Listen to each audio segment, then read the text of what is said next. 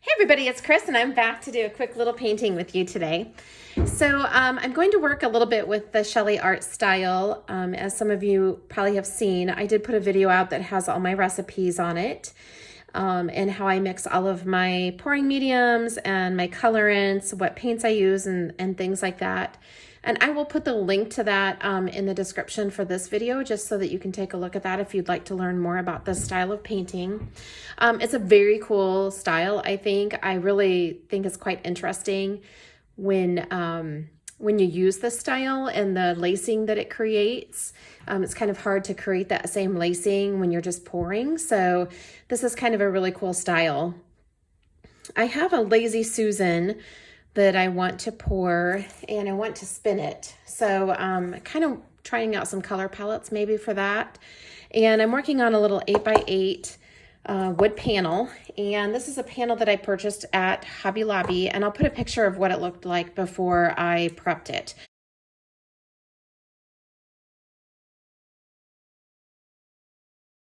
The first thing I did was to add the blue line painter's tape. And this is a little bit more expensive paint, but it creates kind of like a nice lock so that the paint won't seep underneath it. So the first thing I did was put that down around the edge of the little panel. And then I used my Bullseye 123 primer and I just sprayed that on top of it. And the reason that I did that is because with this particular style of paint, we're using house paint as the pillow. And sometimes I feel like it's kind of thick and it takes a little bit longer to dry. So I felt if I did that on the panel itself first, hopefully a lot of the moisture won't soak into it and it'll keep it from warping. So the colors that we're going to use today are Golden Permanent Violet Deep, and I've added the Iridescent Medium to it as well. So these are just little bottles. Let me grab one to show you. So this is kind of the premium pigment, if you will, or one of the more premium ones that we can buy here in the United States. And this is the Golden, oh goodness sakes, which one is it? Golden High Flow Acrylic. And this particular color is the Permanent Violet Dark. And what I do when I mix these paints or these pigments is I add some of the iridescent pearl to it, because I really like all of them to kind of have that iridescent sheen to them. So this is the Golden Permanent Violet, and I've also mixed up the Golden Quinacridone Magenta. We're also using Raw Umber, and this is just a tube paint that I've mixed. And then we're also going to add in some Rose Gold, and the Rose Gold is a Deco Art metallic paint that I mixed in with the pouring medium that you'll find the recipe. And then the pillow paint that I'm using today, I've got it already in my bottle here. And this is the Valspar 2000 paint from Lowe's. So I'm just gonna put a nice pillow here in the center. Trying to decide if that's gonna be enough paint for us. It should be, but I'm gonna add just a tiny bit more, because sometimes I feel like if I don't have enough, I'm stretching it really thin and I don't want it to be thin. So this is the Valspar 2000, and it is in the semi-gloss. And I thought when I was pouring it out of my can, and there's a big old chunk. I thought when I was pouring it out of my can, I was like, oh my goodness, I think I have some chunks going in there, which I'm not really sure where those came from, because I was trying to pour it, or I was trying to stir it, and I didn't notice it when I stirred it. So hopefully, I don't think I saw any other ones in here, but I'm just gonna run my toothpick through there just to be sure. Okay, so this is the pillow paint, is the Valspar, and then I'm going to start adding in my pigments here. So I'm going to start with the Permanent Violet, and if you'll remember, if you watched any of the other videos, that the color on the bottom and the color on the top are what are going to be most prevalent when we blow this out. So I'm gonna start with the Permanent Violet, and then next I'm going to add in some of the Raw Umber. And I have mixed these paints. My pouring medium is mixed 1-to-1.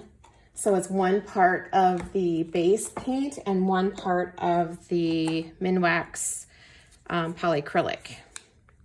So it's a little bit thinner, and I found that I think I like the thinner consistency a little bit better.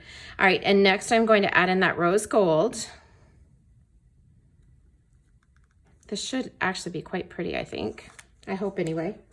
I've not done these colors before, so we'll find out, I guess.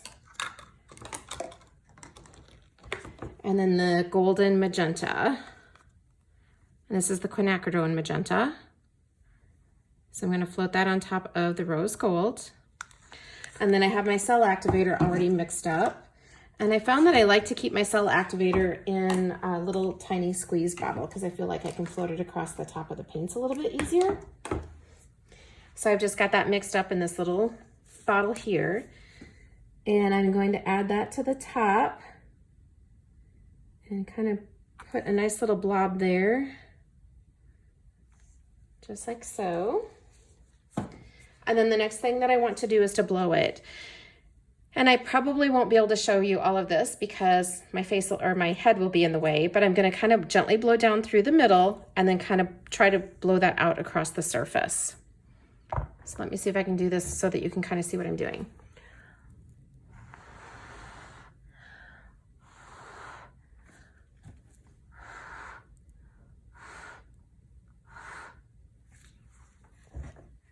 And then I'm just going to turn it to make it a little bit easier.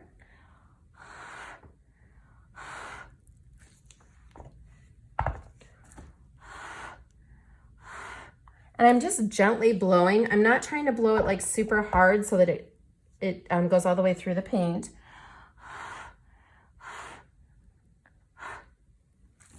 I'm just trying to kind of gently blow it across the colors, just so that I get that nice webbing effect. And then I don't want to blow so hard that it goes all the way down to the board. And you can kind of see, if I pick this up, hopefully you can see. Can I just tell you how excited I am about these colors? Oh my goodness, it's gonna be beautiful. So you can kind of see, if I blow too hard, it would have created a divot, and I did not create a divot. So that tells me that I used just the right amount of pressure to blow this, but look at all that really cool webbing that I have with the cells.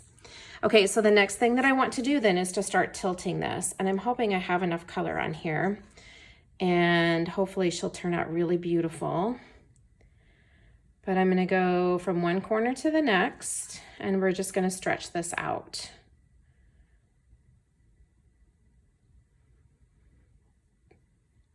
I can already tell just by doing this, and this is, like I said, this is kind of a test for a Lazy Susan that I want to try. And I already know that when I do that Lazy Susan, I definitely want to put a little bit more color on there because I want to make sure that it is just really like in your face color. Okay, so I'm going side to side, or excuse me, corner to corner. And I'm just going to go back down here to this other corner. And because we're using a house paint, it's really kind of super slow. So don't get frustrated, just be patient with it. This is a much thicker paint than, what we would normally use for pouring. So it just takes a little bit more patience to get the paint down there to the edges. I'm going to turn this just a little bit so that I can kind of help this paint come over the edge. And if you remember, I have my corner, or my edges are covered with tape. And I just want to make sure that I kind of come over the corner here and get that color started over the edge. And then I'm going to bring it back down to the center so that the weight of my paint is kind of in the middle. And then we'll go off to the other corners. I really like that brown in there. And now we're going to see if we can get this corner covered. I think I could have used a little bit more pillow paint too.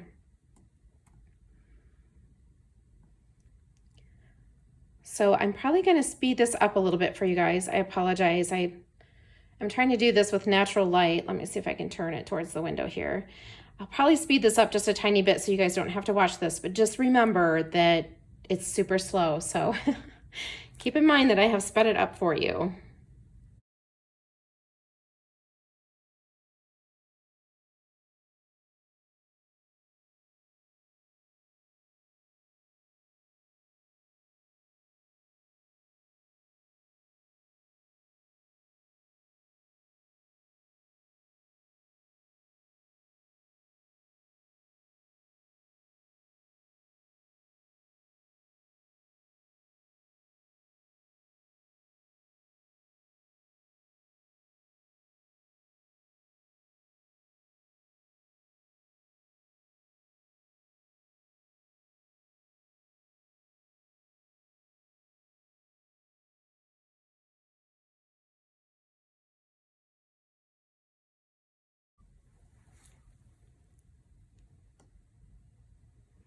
All right, so now I'm just kind of trying to even out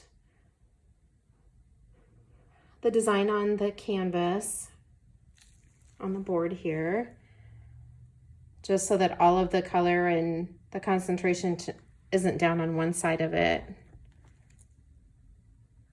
And I apologize, I had to switch to and turn my lights on because it kind of got a little bit dark in here. Okay guys, so what you can't see, unfortunately on camera, I don't know if I'll be able to angle it or not for you to be able to see it.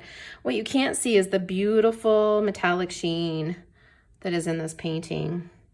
So you can totally see the rose gold and it is really pretty.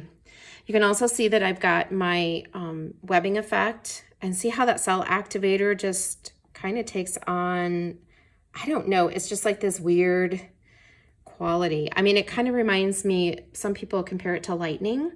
And with this color scheme, I would say it's not exactly lightning, but I totally get why they think it kind of looks like lightning. But I think it's a really pretty color combo. And if you remember, we put the purple on the bottom and the pink on the top, which you can totally see the pink and the purple, and then the brown and the rose gold are kind of a little bit more subdued because they were in the center of the pour. So that is a completed painting, and this will probably dry for a little bit, and then I will probably try to take the paint off the sides while the paint hopefully is still a little bit tacky. Otherwise, if I wait for it to be completely dry, it may not peel off as easily. But that is a completed Shelley Art bloom. Probably not one of the prettiest blooms that I've done, but I still love the webbing effect that I have on it. And I really do love the color scheme. So I think this is a really pretty color scheme for sure. All right, guys, if you have any questions, please let me know. As I said, I will link the first video that I did that had all my recipes in it in the description for the video. And please let me know if you have any questions. Thanks so much for watching today, and I'll catch you next time. Bye-bye.